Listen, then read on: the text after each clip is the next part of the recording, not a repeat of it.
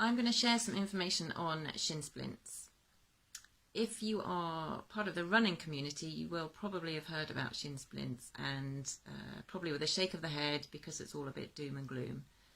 Even if you're new to running, or if you're an experienced runner, you can still suffer from shin splints if you are taking up your training a bit too quickly. So if you're new, perhaps you are just trying to do a little bit too much too soon and your body hasn't adapted to things.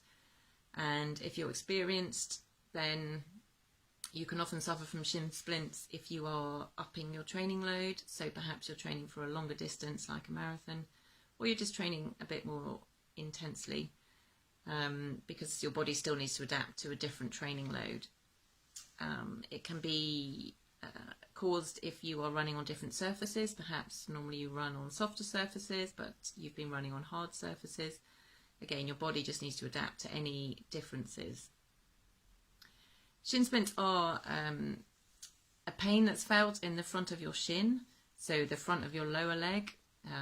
Officially, it is an inflammation of the tissue surrounding the bone in your tibia, but it's not always this.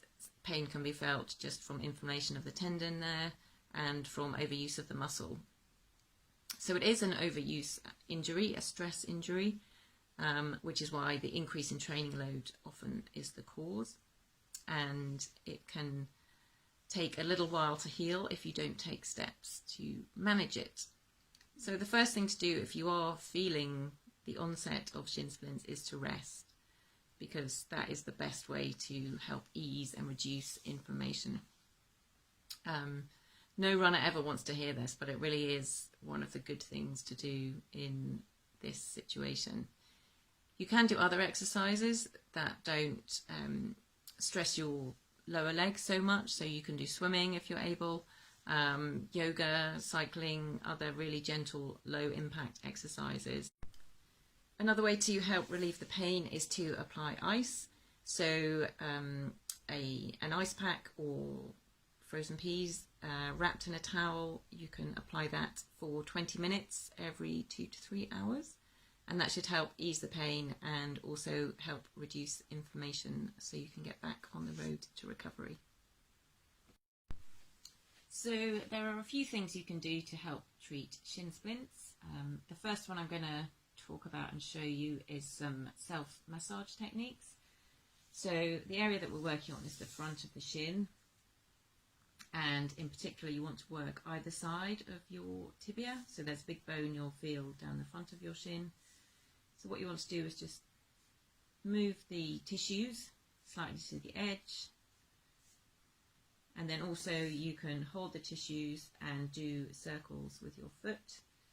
And you'll feel some different stretches in there. If you have shin splints, it can be really quite tender, so go gently.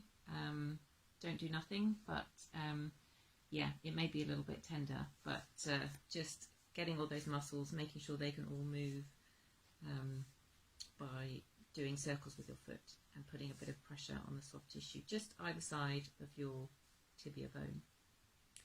Another thing you can do is stretch out the front. So I've got a prop of a handy blanket, which you may or may not need. It's a simple exercise to just sit on your feet. So you're stretching out the front here. So this may be enough, sitting back on your heels. If that doesn't feel like it's stretching, then you can just put a blanket cushion underneath your feet, and that will give you a bit more stretch across the front of your shins and down to your ankles. The final stretch is a stretch for your calves, and you can do this either leaning against a wall or using some props, which could be the bottom of the wall, a step, or I've got some handy books here to act as a prop for me. There they are. And what you want to do is put your toes on the top and your heel down as close as you can to the book, and then lean forward.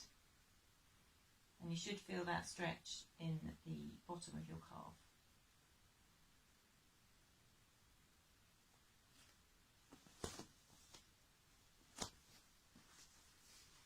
You want to be holding the stretches for about 20 to 30 seconds. Remember to keep breathing when you're doing them, and they will help keep your lower leg loose and moving and help you recover from shin splints and hopefully stay pain and injury free. So those exercises are good to do whether you're in pain or not, especially they will help you with your recovery from shin splints, but remember to do them to help prevent them as well. When the pain has eased and you're not feeling any pain and you want to start training again, then it's really important to build up slowly. We know it's an overuse injury, so going back to doing too much too soon will just lead to a recurrence of the injury. So we want to avoid that if possible. So build up your training plan. Make sure you've got a schedule that builds up slowly and you don't do too much too soon. And hopefully that will help you stay injury free.